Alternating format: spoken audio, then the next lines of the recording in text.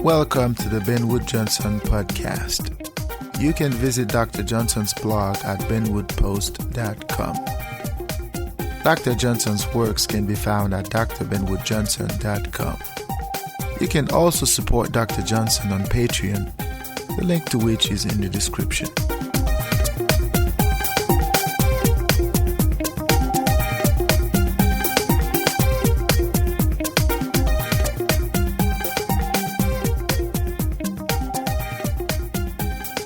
Hello and welcome to the Ben Wood Johnson podcast. This is our first podcast. Today is May the 20th, 2018, podcast number 1. A few things I have to get out of the way.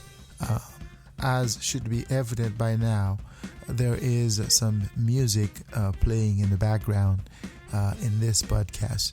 It is going to be the same for subsequent podcasts.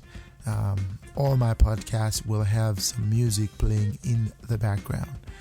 Let me know if this is a distraction, if this is an impediment to sort of get into the crux of the idea that I am trying to share here. So let me know if this is a problem. So if you find the music somewhat distracting, so let me know.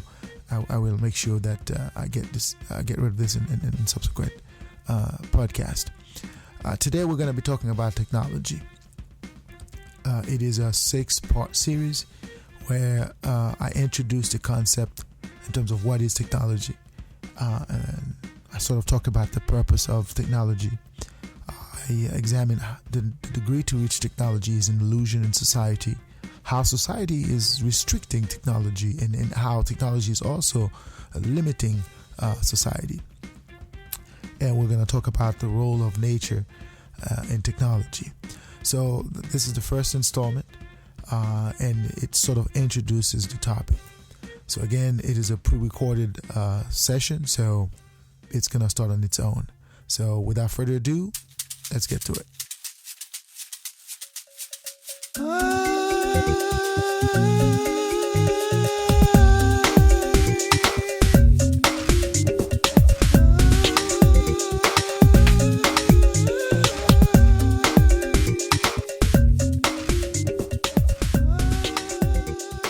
One fundamental question one must ask is technology. What is technology?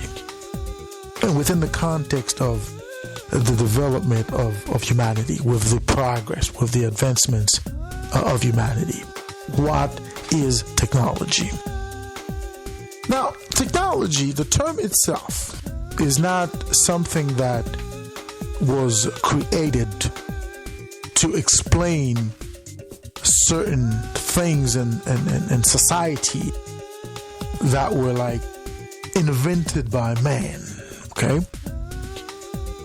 Technology in itself is the notion of having or possessing techniques. And the word techniques, or technique in French, is a word that implies what is also known in French as a savoir-faire. And this word in and of itself is a word that explains certain conduct, certain behavior in terms of how the entity that is within nature can interact within his or her or its nature. So in other words, nature in it of itself has obstacles for the human beings or the entity within nature, okay? But those obstacles are not insurmountable. In other words, these obstacles are not challenging to a point where one can never overcome them, okay?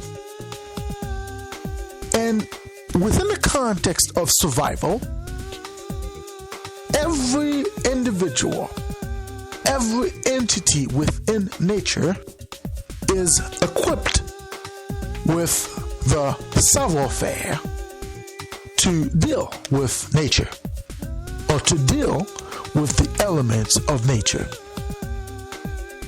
That savoir-faire, which is unique to the individual, is what nature considers as technique.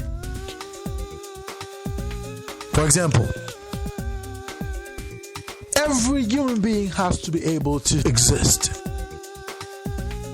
And the existence of the human being as an entity is incumbent upon his or her capacity to subsist. And his or her capacity to subsist depends on the tools and techniques that he uses to subsist. Okay? And that's when technology becomes an important tool, an important element in the being in itself, because being, as we've talked about before, requires two elements. Being requires time and a location. There has to be a time and a space, geography and time. That's what the being is. But once you are, you have to exist. And existing is this constance between subsisting and being. That's what existing is, because existing is in the middle between subsisting and being. So when you are, but you can only exist if you subsist. But in order to subsist, nature gives you an element. As I said, every human being is equipped with certain tools. Now, those tools are not inherent in the individual. In other words, the individual does not have the tool within him or herself. Those tools are readily available, but the individual has to come up with them. The individual has to find a technique, a savoir-faire, to discover those tools, because those tools are there. But the individual has to come up with them. Okay? So in that sense, the whole notion of technique implies that every individual has the capacity to develop techniques to subsist. For example, one of the conditions for subsistence is, within the context of human beings, is the capacity to eat. Now, I'm sure the same condition exists for other entities within nature. The lion has to eat. Okay? The giraffe has to eat. The tiger has to eat. The muskrat has to eat. The ant has to eat. Okay? So every entity, the flower has to eat. The bees have to eat. So every entity within nature has to subsist. And that subsistence is incumbent upon the tools and the techniques. Because you cannot have tools without techniques, and you cannot have techniques without tools. So tools leads to techniques, or techniques leads to tools. This relationship between those two elements are important to understand, because that's what technology is going to come down to. Technology is the capacity to use the tools within a certain techniques, and the capacity to develop techniques with a certain tool. So by definition, a technology is incumbent upon two elements: tools and technique. And once you have the tool and you have the technique to create the tool, or to make the tool work, or to advance the tool, then you have technology. Technology in and of itself is something that, over time, human beings have developed to subsist. And technology, I would say, is the minimum requirements for subsistence. There cannot be any subsistence unless there are technologies to sustain the existence of the beings that are there, okay, that are required to subsist. The human being has to eat. And if a human being has to eat, he has to eat something that he can manage. Okay? Human beings cannot eat trees. That doesn't necessarily mean that they could not eat trees naturally. It's just we don't have the tools to eat trees. We do not have the techniques to eat trees. But if we are to eat something in nature, we have to develop the technique, the tools to eat it. Okay? And as we develop those tools and techniques, we become technologically advanced. Because every generation finds a better way to improve a tool, to improve a technique that was there before them. There was a time when people used bow, arrows to kill animals to survive. There was a time people used rocks as stove to cook. But those tools and techniques have evolved.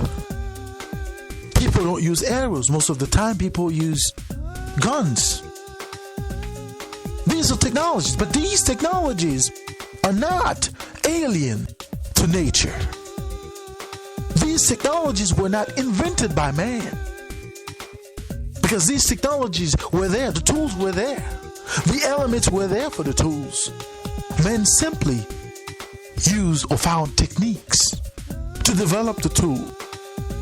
And the tools allow man to discover the right technique, to improve the right technique, to make this the tool better.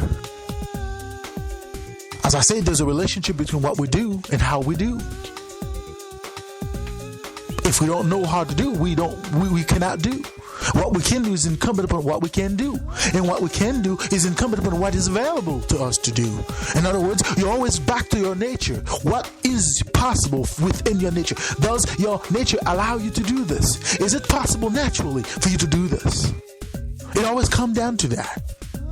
What is allowed within your confine of your nature?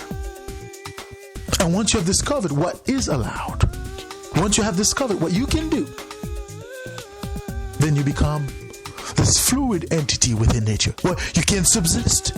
You can be in nature. You can exist. Because you have the tools to exist. You have the techniques, the know-how to exist. The savoir-faire to exist. These are important concepts we have to take into account.